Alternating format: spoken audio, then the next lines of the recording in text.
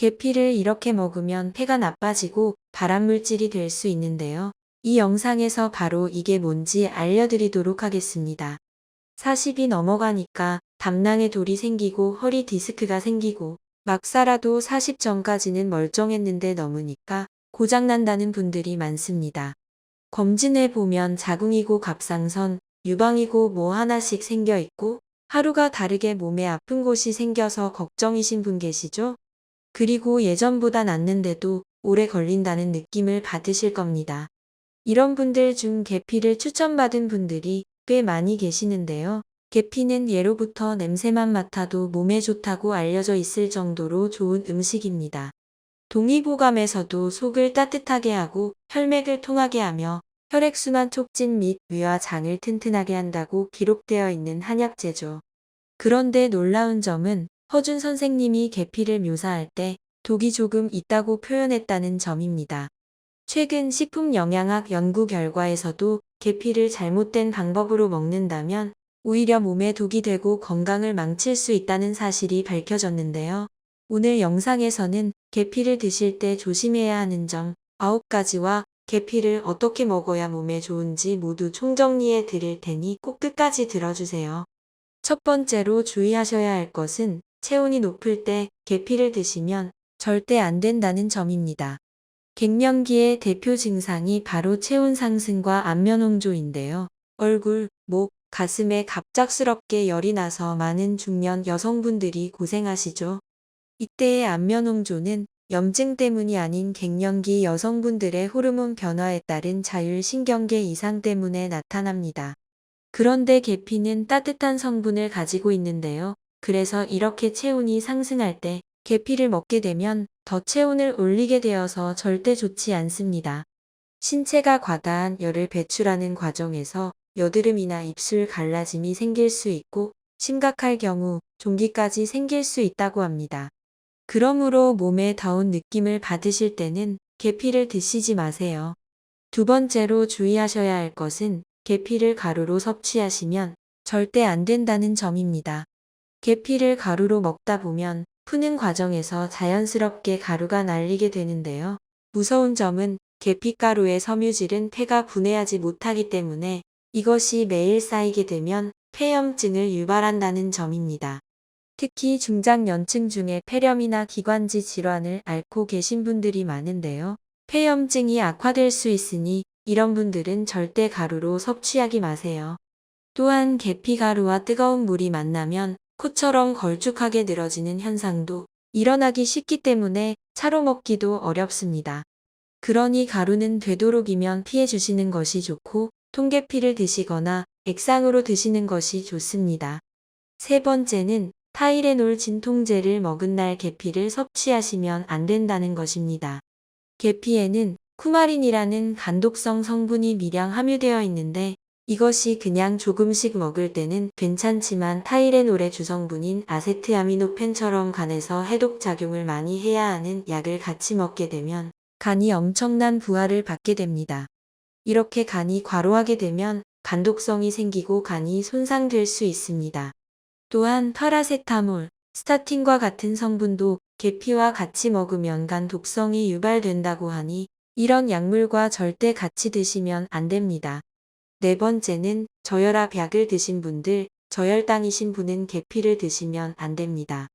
계피는 항혈소판, 혈당 강화, 혈압 강화 작용이 있어서 특정 약물과 상호작용할 가능성이 있습니다. 예를 들어 항혈소판 약물이나 혈압 강화제를 복용하는 경우 계피와 함께 섭취하면 의도치 않은 과다 혈압 강화, 출혈 위험이 증가할 수 있어요.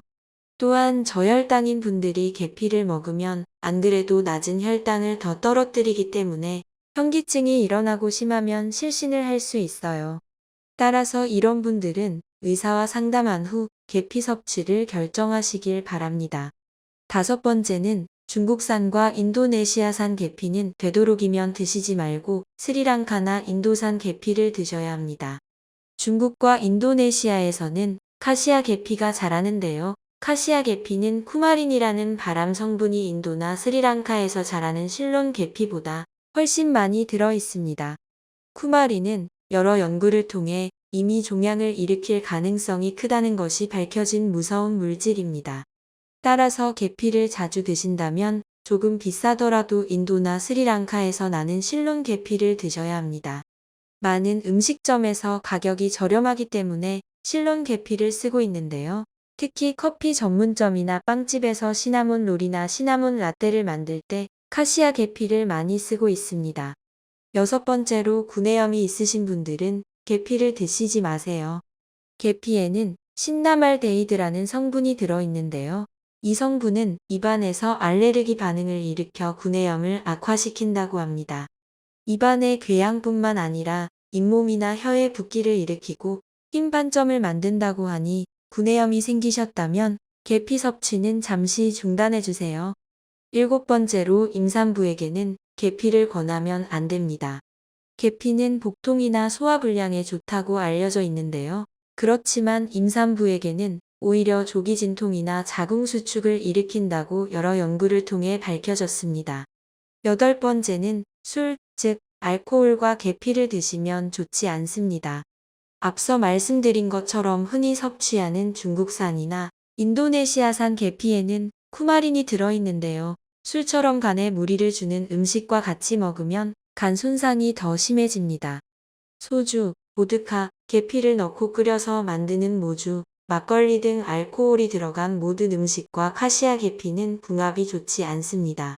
계피를 넣고 담금주를 만들고 싶으시다면 꼭 실론 계피를 사서 담그시기 바랍니다. 자, 그리고 모두가 가장 궁금해할 것 같은데요. 과연 꿀을 계피와 같이 먹어도 될까요? 계피를 꿀에 재워놓고 꿀계피차로 만들어서 드시는 분들이 많은데 이것이 몸에 좋지 않다고 주장하는 사람들도 있습니다.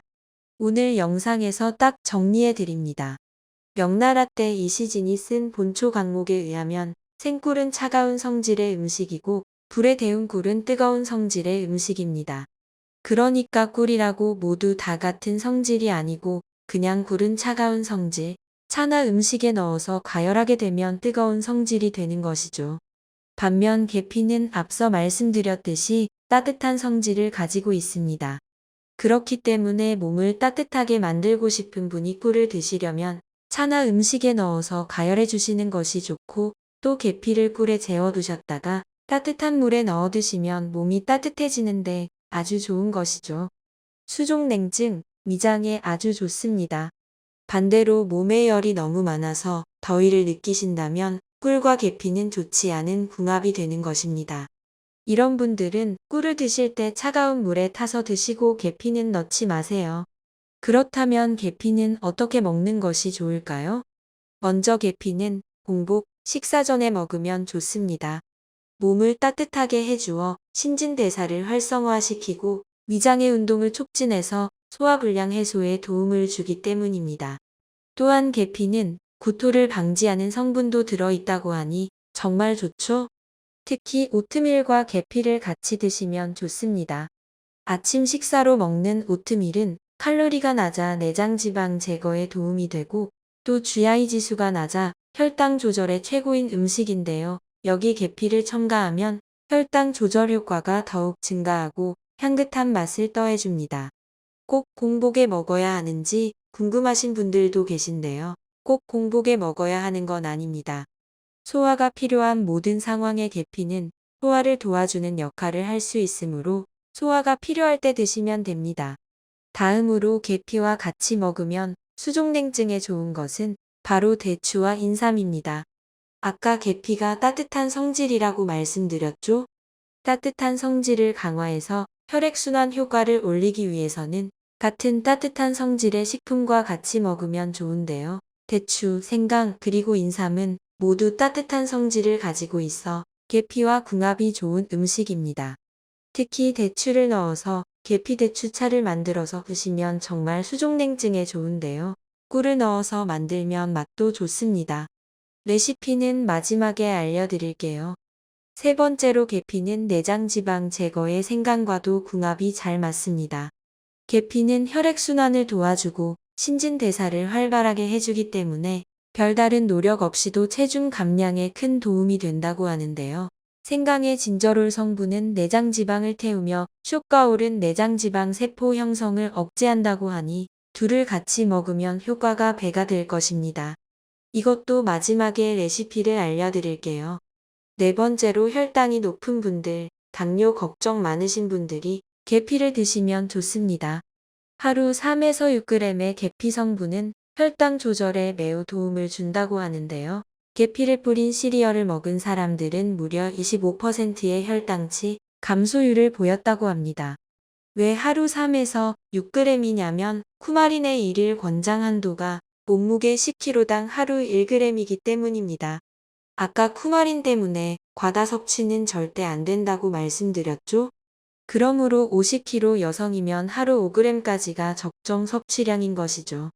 이는 티스푼 1스푼 정도의 양입니다. 만약 계피를 티백으로 드신다면 3g의 티백을 하루에 1개에서 2개 정도 드신다고 생각하시면 됩니다. 티백에 써있는 계피가 어디 원산지인지 모르는 경우가 많기 때문에 반드시 섭취량을 지켜주시는 것이 좋습니다. 마지막으로 만성염증 제거, 감기 예방 및 면역력 증강에 계피와 귤피를 같이 먹으면 좋습니다. 계피는 강력한 향균 작용을 하죠. 계피 우린 물로 가글을 하면 입냄새가 제거되고 계피가루를 태우면 모기도 물러간다고 합니다. 귤 껍질에는 특히 비타민C가 풍부한데요. 귤은 알맹이보다 껍질에 비타민C가 4배 더 풍부하다고 합니다. 또한 콜레스테롤을 억제해 고혈압과 동맥 경화 등을 예방하는 비타민 B와 체내 칼슘의 흡수를 높이는 베타카로틴이 풍부해 한방에서는 약재료로 쓰기도 할 정도로 면역력과 만성염증에 좋은 음식이죠. 귤 껍질의 영양 성분을 가장 쉽게 섭취할 수 있는 방법은 차로 즐기는 건데요. 귤 껍질과 생강을 함께 넣고 차로 끓여 먹으면 감기 예방에 최고입니다. 간혹 오렌지 껍질을 대신 먹어도 되는지 묻는 분도 계신데요. 오렌지 껍질도 좋습니다. 오렌지 껍질은 페스트페리딘, 폴리메톡시플라본 같은 플라보노이드 성분과 더불어 건강에 유익한 다양한 식물성 화학 물질들로 구성되어 있습니다. 또한 항암, 항염증, 항알레르기 및 심장 건강에 좋고 과육보다 많은 양의 비타민C와 같은 유익한 성분들을 귤과 같이 가지고 있다고 합니다. 귤생 강차를 만들고 싶으시면 귤 껍질 안쪽에 붙어있는 하얀 뇌과피를 떼어낸 다음 그늘에서 바짝 말린 뒤 끓는 물에 생강과 함께 넣으면 향기로운 귤피차가 완성됩니다. 혈당을 올릴 수 있으니 설탕을 넣지 않고 드시는 것이 좋고 꿀을 넣어 우리셔도 좋습니다. 이로써 여러분은 계피를 건강하게 먹는 방법을 아주 완벽하게 알게 되셨습니다. 먼저 체온이 높을 때, 구내염 있으실 때, 임신하셨을 때 계피를 드시면 안 되고 가루로도 절대 섭취하지 마세요. 특히 중국산, 인도네시아산은 피하고 인도 스리랑카산을 구매하시고 타이레놀 진통제, 저혈압, 저혈당 약, 술을 드신 날엔 계피 섭취를 삼가주세요. 대신 공복의 소화를 위해서 오트밀과 같이 드시면 좋고 수족냉증은 대추와 인삼, 내장지방에는 생강, 혈당 조절에는 3에서 6g의 계피를 드시면 됩니다. 감기 예방, 염증 예방에는 귤이나 오렌지 껍질과 함께 드세요. 오늘 정말 많은 정보를 알려드렸는데요. 국내 어떤 영상보다도 더 많은 정보를 알려드렸다고 자부합니다. 이제 마지막으로 대추계피차, 생강계피차 레시피 알려드리고 영상 마무리할게요. 먼저 대추계피차입니다. 계피 10g, 대추 8알을 준비해주세요. 계피와 대추를 흐르는 물에 씻고 대추는 표면을 가위로 조금씩 잘라 대추가 잘 우러나도록 해주세요. 냄비에 물을 4컵 정도 채우신 뒤 중불로 거품이 날 때까지 끓이시다가 약불로 바꿔주세요. 약불에서 갈아 만든 배 혹은 배즙을 넣어 3분간 끓이시고 꺼주시면 됩니다. 다음으로 생강계피차입니다. 생강 50g을 껍질을 벗기고 편을 썰어서 기름 없이 팬에서 갈색이 되도록 볶아줍니다. 그 뒤 계피 두 쪽을 깨끗이 씻어 생강과 함께 냄비에 넣고 물 5컵과 꿀 2큰술을 넣어서 같이 중불로 10분 끓여주다가 꺼주시면 됩니다. 그럼 다음번에 더 좋은 영상으로 찾아뵙겠습니다. 도움 되셨다면 구독은 큰 힘이 됩니다. 감사합니다.